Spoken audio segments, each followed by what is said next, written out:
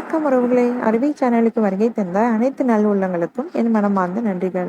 இன்னைக்கு நம்ம சேனல்ல ஒரு அருமையான வெந்தய களி எப்படி செய்யறதுதாங்க பார்க்க போறோம். அதுக்கு தேவையான பொருட்கள்: இட்லி அரிசி 100 கிராம் எடுத்திருக்கேன், 25 கிராம் உளுந்து, 25 கிராம் வெந்தயம், வெல்லம் தேவையான அளவு. முதல் நாள் நைட்டே அரிசி, உளுந்து, வெந்தயம் 3ஐயும் ஊற வச்சு கழுவி வச்சிருக்கேன். வெல்லத்தை வெறும் தண்ணியில் கரைச்சி வடிகட்டி வச்சுருக்கேன். நீங்கள் காலையில் செய்யணுன்னா முதல் நாள் நைட்டே ஊற வச்சுக்கலாம். ஒரு பேன் வச்சு கரைச்சி வச்ச வெள்ளை தண்ணியை பேனில் சேர்த்துக்கிறேன். அடுப்பை சிம்மில் வச்சுக்கிறேன்.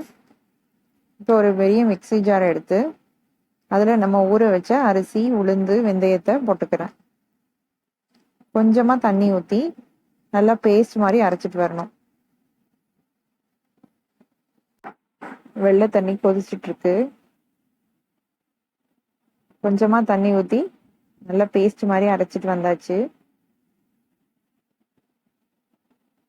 இந்த பதத்துல இருக்கணும் மாவு. இன்னும் கொஞ்சம் வேணாலும் தண்ணி ஊற்றிக்கலாம். வெந்தய களி செய்யறதுக்கு கருப்பட்டி போட்டும் செய்யலாம். நான் இன்னைக்கு வெல்லம் போட்டு செய்கிறேன். வெல்லம் பாகாகணும்னு அவசியம் இல்லை. ஓரளவுக்கு கொதி வந்தா போதும். நம்ம அரைச்ச மாவு அதோட சேர்த்துக்கலாம். மாவு சேர்த்த உடனே கட்டி கட்டியா விழுந்துரும். அதனால கை விடாம கொஞ்சம் நேரத்துக்கு கிண்டிக்கிட்டே இருக்கணும்.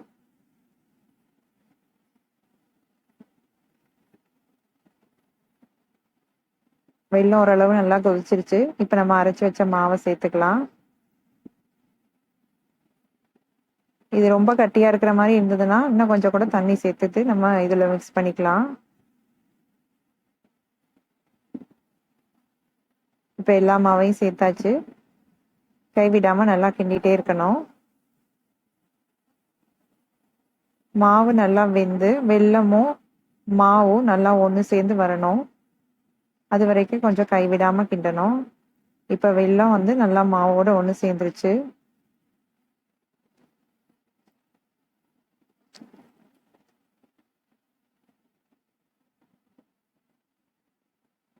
கிண்டிட்டு இருக்கும் போதே ஏதாவது சின்ன சின்ன கட்டி இருந்ததுன்னா நல்லா அழுத்தி அழுத்தி அதை உடைச்சு விட்டு கிண்டி விடணும்.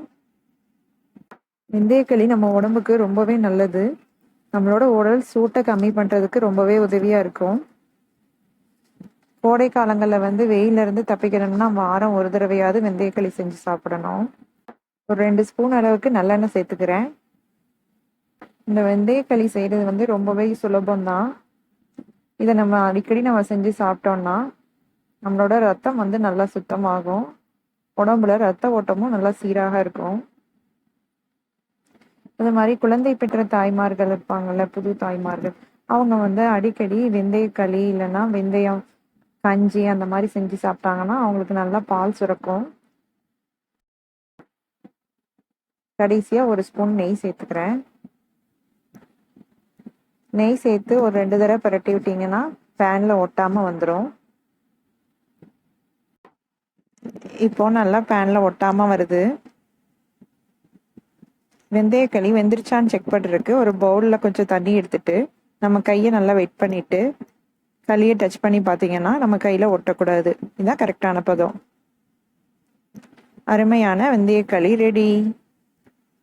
களின்னு சொன்னாலே அது தாத்தா காலத்து சாப்பாடு அப்படின்னு சொல்லுவாங்க. ஆனால் அதில் இருக்க சத்து இப்போ இருக்க சாப்பாட்டில் எதுலேயுமே கிடைக்காது.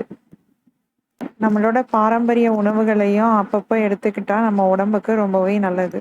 இந்த சுலபமான வெந்தயக்களியை நீங்களும் உங்கள் வீட்டில் ட்ரை பண்ணி பாருங்கள். இந்த வீடியோ உங்களுக்கு பிடிச்சிருந்ததுன்னா லைக் பண்ணுங்கள், ஷேர் பண்ணுங்கள், சப்ஸ்கிரைப் பண்ணுங்கள். நன்றி, வணக்கம்.